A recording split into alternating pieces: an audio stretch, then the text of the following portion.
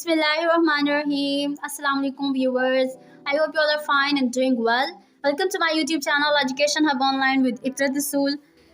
Today I will going to discuss about the poem I Too. इससे पहले मैंने Harlem discuss की थी, इससे पहले लिंगस्टन हाई की जो है बायोग्राफी को भी डिस्कस किया गया था। आपको मेरे चैनल पर हिस्ट्री भी मिल जाएगी अफ्रीकन अमेरिकन लिटरेचर से रिलेटेड।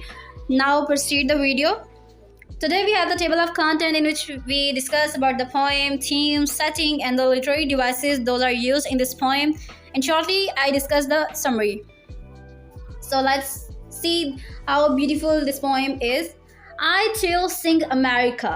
मैं भी अमेरिका गाता हूँ। अब इस चीज़ से हम इसका प्रैग्मेटिक मीनिंग लेंगे कि किस तरह से उस वक्त जो थे लिंगस्टन हाई ने जो सफ़र किया, जो फेस की डिस्क्रिमिनेशन को, रेशियल सेग्रीगेशन को, और वो कहते हैं कि मैं भी अमेरिका गाता हूँ। अब इसका ये मतलब तो नहीं है कि अमेरिका कोई गाने की चीज़ थी तो उन्होंने गाया, नहीं। उनका कहने का मतलब ये है कि मैं भी अमेरिकी लोगों की तरह हूँ और मैं भी इसी जगह पे रह रहा हूँ, ये मेरा घर है, ठीक है। यहाँ पे वो इस चीज़ को इसलिए बोल रहे हैं क्योंकि उनको इक्वल राइट्स नहीं दिए गए। वो अपना आप दिखाना चाह रहे हैं कि मैं भी इस कम्युनिटी का हिस्सा हूँ, मुझे भी एक्सेप्ट किया जाए, क्योंकि मैं भी अमेरिका की खुशी में शिरकत करता हूँ, मैं भी अमेरिकन हूँ।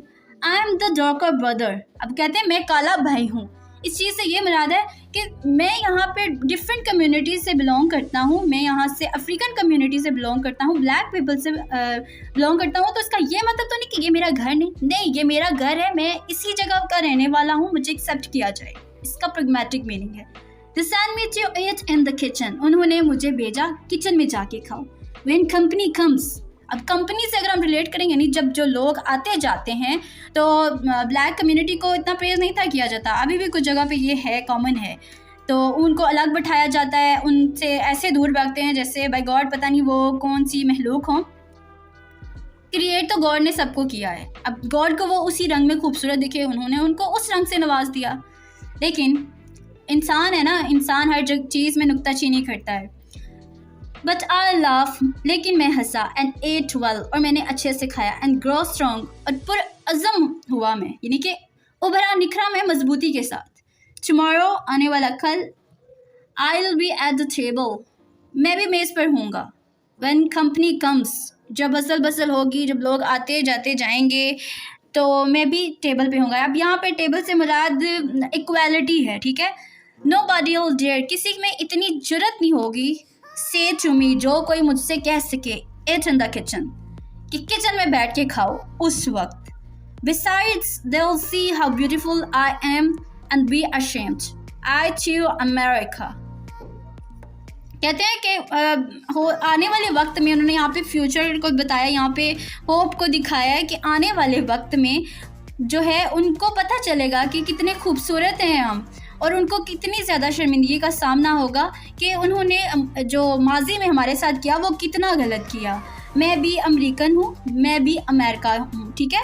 यानी कि उन्होंने इस बात को उन्होंने बहुत ज़्यादा सपोर्ट किया कि हमें भी इक्वल राइट दिए जाए। अब हम थीम्स को एक्सप्लोर करेंगे, जिसमें हमारे पास आ जाता है रेशियल इनजस्टिस, ठीक है। इस पोएम में हमें दिखाया गया है कि किस तरह से उनके साथ नाइंसाफ़ी की जा रही थी, उनको बराबरी नहीं थी दी जाती, उनको मिसट्रीट किया जाता था, डिस्क्रिमिनेशन बहुत ज़्यादा थी। जैसे हमारे पोइट ने खुद सफ़र किया था जब उन्होंने कोलंबिया यूनिवर्सिटी में एडमिशन लिया, और क्या उन्हें देखने को मिला कि जो उनके फेलो स्टूडेंट्स थे, जो उनके बैचमेट्स थे, वो उन पर आवाज़ें कसते थे और उनको कहते थे कि तुम काले क्यों हो, तुम ऐसे क्यों हो, तुम ब्लैक कम्यूनिटी से क्यों हो, तुम अफ्रीकन क्यों हो। अब भाई वो है तो है ना, अब वो क्या कर सकते हैं अगर वो हैं। तो उस वजह से उन्होंने अपनी यूनिवर्सिटी तक को खैराबाद कह दिया था, ठीक है। तो हमारे पोइट ने हमें इस चीज़ की यहाँ पे इमेज दी है कि अमेरिका में उन्होंने कितनी सख्तियों को देखा। जिस वक्त उन्होंने ये पोएम लिखी वो 20वीं सदी की शुरुआत थी। आइडेंटिटी एंड रेजिलियंस, इस पोएम में हमें स्ट्रॉन्ग सेंस देखने को मिलती है as an African American identity and resilience. हालांकि उन लोगों को बहुत ज़्यादा मुश्किलात का सामना था। स्पीकर ने यहाँ पे हमें दिखाया है कि किस तरह से उन्होंने डिटर्मिनेशन का जो था, कैसे उन्होंने उसको थामे रखा। उसके बाद प्राइड के बारे में बात करते हैं यहाँ पे। वो हमें यहाँ पे देखने को मिलती है होप भी, जो कि मुस्तकबिल के लिए है। यहाँ पे मैसेज हमें ये दिया जा रहा है कि आने वाले कल में जो है ना, हम लोग यहाँ से जो है लाइक छुपे हुए नहीं होंगे, हमें इग्नोर नहीं किया जाएगा, हमें जो है इज्जत दी जाएगी, हमें भी एक्सेप्ट किया जाएगा कि हम भी अमेरिका के रहने वाले हैं, हम भी अमेरिकन कम्युनिटी का एक हिस्सा हैं। यहाँ पे हमें ऑप्टिमिस्टिक चेंज देखने को मिलता है और ये चीज़ देखने को मिलती है कि आगे हमारे मुस्तकबिल में जाके हम लोगों को जो है तकलीफ़ नहीं दी जाएगी। अब हमें इसमें यूनिटी एंड सॉलिडेरिटी को भी देखने को मिलता है कि किस तरह से इसकी अहमियत को हमारे पोइट ने यहाँ पे दिखाया है कि अफ्रीकन अमेरिकन्स के लिए ये चीज़ कितनी ज़्यादा ज़रूरी है। और उसके बाद उन्होंने इस चीज़ के बारे में बताया कि एक वक्त आएगा जब लोग हमें पहचानेंगे और हम उनका एक ही हिस्सा ज़ाहिर होंगे, यानी कि हम भी अमेरिकन की तरह एक्सपीरियंस करेंगे, हमें इक्वल राइट्स दिए जाएंगे, हमारे दरमियान जो डिस्क्रिमिनेशन अभी चल रही है, जो रेशियल सेग्रीगेशन है, वो उस वक्त कम कर दिया जाएगा। अगर हम इसकी सेटिंग देखते हैं ना, तो हमें इसकी सेटिंग में मिलता है कि किस तरह से उन्होंने लिविंगस्टन ने जो है इसको एक एब्स्ट्रैक्ट फॉर्म में प्रोड्यूस किया, लिखा है एक सिनेरियो जो कि उन्होंने खुद फेस किया, सफ़र हुए उससे बहुत ज़्यादा, क्योंकि उनकी जो पेरेंट्स थे उनके दरमियान सेपरेशन हो चुकी थी, उनकी ग्रैनी ने पाला पोसा, तो उसके बाद जो ये ब्लैक कम्युनिटी की वजह से जो उनको देखना पड़ा, जो चीज़ें उनको सारी बातें एक हार्डशिप को वो फेस कर चुके थे, तो उन्होंने ये बहुत ज़बरदस्त अपना मास्टरपीस दिया है। ठीक है, इसमें इन्होंने बताया कि किस तरह से 20वीं सदी के शुरुआत में हम लोगों ने यूनाइटेड स्टेट में जो है एज अफ्रीकन अमेरिकन हम लोगों ने डिस्क्रिमिनेशन को बर्दाश्त किया है, किस तरह से रेशियल डायनामिक्स को बर्दाश्त किया है। इस पोएम की जो सेटिंग है ना, वो हमें इस तरह से हम इसको समझ सकते हैं कि ये एक रिप्रेजेंटेशन है broader social and cultural context की, जिसमें अफ्रीकन अमेरिकन को जो था डिस्क्रिमिनेशन का सामना करना पड़ा, उसके बाद उनको मार्जिनलाइज किया गया। इसके अलावा ये कि यहाँ पे जैसे उनके अपने लोगों के साथ बिहेवियर था, वैसा अफ्रीकन्स के साथ नहीं था। तो यहाँ पे ये लोग जो है वो देख रहे हैं कि हम लोगों को, मतलब स्पीकर ने ना इस चीज़ को एक्सपीरियंस किया है कि उनको किस तरह से फोर्स किया जाता था कि भाई तुम साइड पे होके बैठो, तुम हमारे बीच में मत आओ, या फिर तुम इधर से गुम हो जाओ। American speaker is segregated, forced it in the kitchen and hidden from view. अब ये जो सेटिंग है, इसने इस चीज़ को सिम्बलाइज किया है। यहाँ पे जो हमें देखने को मिलता है वो है रेशियल इनइक्वालिटी, इनजस्टिस, जो उस टाइम पे था, बहुत ही अनफेयर ट्रीटमेंट किया जाता था, और इस चीज़ ने जो है ना उनको ताकत दी कि ये अपना लोहा मनवाएं। अगर हम देखें कि इसके अंदर लिटरेरी डिवाइसेस यूज़ की गई हैं तो उनके क्या असरात हैं। यहाँ पे मेटाफर यूज़ किया गया है एज ए डाइनिंग टेबल, जिसने सिंबलाइज किया इक्वालिटी को, यानी बराबरी को। यहाँ पे स्पीकर कहता है कि हमें तो इजाज़त नहीं गई कि हम टेबल पे बैठें, जो कि इस चीज़ के बारे में बात करती है कि वहाँ पे कितनी ज़्यादा डिस्क्रिमिनेशन थी, कितना ज़्यादा रेसिज्म था। Then we have symbolism. अगर हम सिम्बलिज़म की बात करते हैं तो यहाँ पे रेफ़र किया जाता है टू द किचन को सिम्बलाइज़ किया गया है एक प्लेस को जो कि सर्विट्यूड है, सेग्रीगेशन की है, जहाँ पे स्पीकर को जो है छुपाया जा रहा है कि कोई उसको देख ना सके। बहुत ज़्यादा डिस्ट्रैक्शन है, I am very sorry for the background noise. हम अब किसी को कुछ कह तो नहीं सकते, so please be focus on the topic which I am discussing with you. Then we have imagery, जिसमें पोइम को जो है बहुत ज़्यादा ही खूबसूरत इमेज दी है। अगर हम इनको पढ़ते हैं ध्यान से, जैसे अभी मैंने आपको पढ़ाया, तो ये हमारे माइंड में एक जो है ना विविड इमेज क्रिएट करती है, जिसको हम सोच सकते हैं कि यार कितना ज़्यादा टफ टाइम था। जैसे इन्होंने यहाँ पे फ्रेज़ यूज़ किया टुमारो, जो कि इम्प्लाई करता है मुस्तकबिल को, कि जो चीज़ें हैं वो हो सकता है चेंज हो जाएंगी, बल्कि उन्होंने तो यज़म दिखाया कि ये चेंज होंगी। उसके बाद यहाँ पे एक न्यू सेंस देखने को मिलती है उम्मीद की। देन वी हैव रिपीटिशन, जो कि I2 है, और ये इस चीज़ पे ज़ोर डालता है स्पीकर की जो डिटर्मिनेशन है, और जो ये उसका सोचना कि हमारी आइडेंटिटी जो है होनी चाहिए, आइडेंटिटी होनी चाहिए हमारी, और इस चीज़ को हाईलाइट करना कि हम जो है आगे मुस्तकबिल में इग्नोर नहीं होंगे। अब इस पोएम में जो है आयरनी यूज़ की गई है, जब यहाँ स्पीकर कहते हैं it's in the kitchen when the rest of the house hold is eating in the dining room, कि हमें तो अलग बैठा दिया गया जबकि बाकी लोग जो थे वो तो मेज़ पे बैठ के खा रहे थे। अब इस चीज़ ने किस चीज़ को हाईलाइट किया?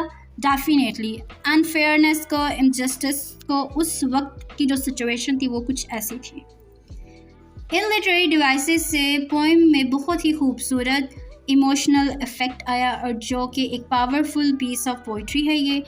इसमें एड्रेस किया गया है रेशियल इनइक्वालिटी को, कि उनके दरमियान रेसिज्म कितना ज़्यादा था, हमारी ब्लैक कम्युनिटी ने कितना ज़्यादा अपने टाइम में सफ़र किया।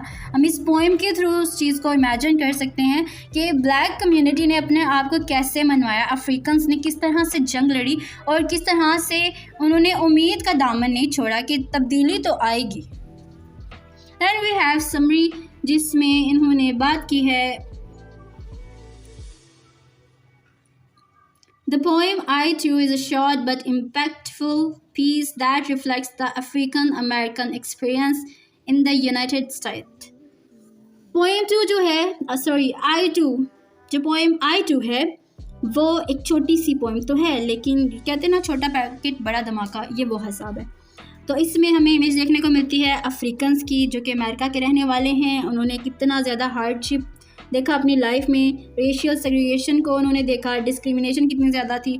स्पीकर कहते हैं, जो कि खुद अफ्रीकन अमेरिकन कम्युनिटी को रिप्रेजेंट कर रहे हैं, उन्होंने बोला आई टू सिंग अमेरिका। अब इस लाइन से हमें देखने को मिलता है कि वो अपनी आइडेंटिटी को बता रहे हैं और वहाँ का अपने जो है ना हकूक़ मांग रहे हैं कि हम भी अमेरिकन हैं, हमें राइट दिए जाएँ। उसके बाद इस चीज़ को तस्लीम कर रहे हैं कि उनकी कंट्री में उनके वजूद को माना जाए और अपनी इंटेंशंस को सुना रहे हैं। अब इस पोएम में जो सिचुएशन देखने को मिलती है वो ये है कि अनफेयर ट्रीटमेंट, क्योंकि जो पोइट हैं उन्होंने खुद भी इस चीज़ को सफ़र किया। उन्होंने देखा कि जैसे मैंने पहले भी जिक्र किया कि कोलंबिया यूनिवर्सिटी में उन्होंने एडमिशन लिया था और उनको किस तरह से जो है ट्रीट किया गया, उनके फेलो स्टूडेंट्स ने, उनके बैचमेट्स ने उन्हें कितना ज़्यादा जो था टीज़ किया, ये कह के कि तुम ब्लैक कम्युनिटी से हो, तुम काले क्यों, जो भी उनको मुंह में आया तो वो लोग बोलते चले गए ताकि वो उनको परेशान कर सकें। लेकिन फिर भी आप देखें लिंगस्टन का जज्बा देखें कि उन्होंने क्या किया, यूनिवर्सिटी तो छोड़ दी लेकिन उन्होंने इस मास्टरपीस को लिखा और लोगों की वो आवाज़ बने। उन्होंने फिर अपना लोहा भी मनवाया। There are sent to eat in the kitchen when guests or company come over.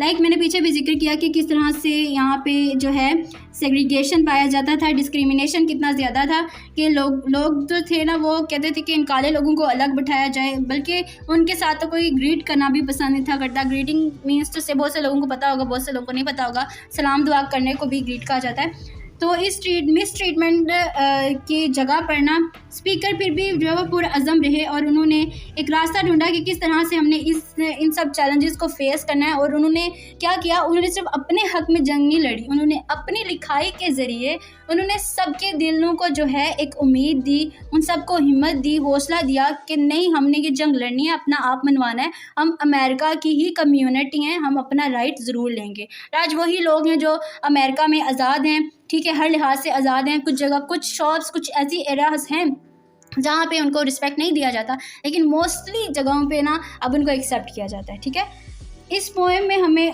Hope देखने को मिलती है जो कि एक ब्राइटर फ्यूचर की है।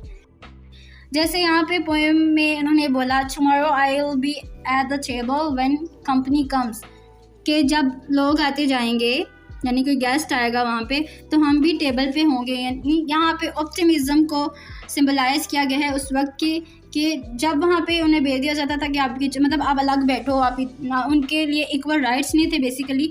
तो जिस चीज़ को उन्होंने कहा कि आने वाले कल में हमें बराबरी के हकूक़ मिलेंगे, और स्पीकर बड़े कॉन्फिडेंट होकर ये बात कर रहे हैं कि मुस्तकबिल में किसी की ये जुर्रत नहीं होगी कि कोई हमें बोले कि तुम अलग हो, हमसे अलग जा के बैठो।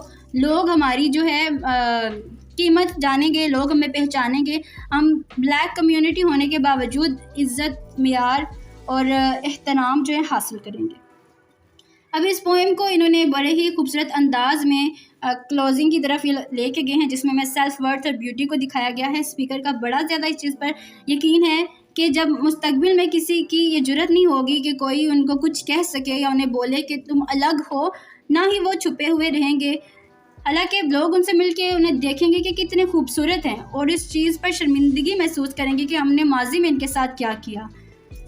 इस पोएम में जो मैसेज कन्वे किया गया है वो होप का है, डिटर्मिनेशन का है।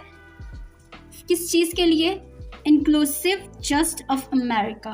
ठीक है, इसकी समरी में हमने देखा कि किस तरह से आई टू पोएम ने थीम्स जो एड्रेस किए हैं, रेशियल इनइक्वालिटी को, होप को, डिज़ायर फॉर अफ्रीकन अमेरिकन्स, के उनको अफ्रीकन्स को जो है अमेरिका की कम्युनिटी के तौर पर जाना जाएगा, उनको बराबरी के हकूक़ दिए जाएंगे, उनको उनकी सोसाइटी में यानी कि अफ्रीकन्स को अमेरिका की सोसाइटी में एज़ अफ्रीकन अमेरिकन एक्सेप्ट किया जाएगा। और इसमें हमें मैसेज मिलता है रेजिलियंस का, एक्सपेक्टेशंस का, किस चीज़ की, एक बराबर के हकूक़ की, बराबर की इज़्ज़त की, हर चीज़ में इक्वालिटी होनी चाहिए। इन इक्वालिटी से मामलात ख़राब हो जाते हैं। Thank you so much for watching this video. Please stay tuned for next video. And if you want to contact with me for any query, you can mail me through this given address. Allah Hafiz. And I am sharing with you the link of my WhatsApp channel. Please do follow that.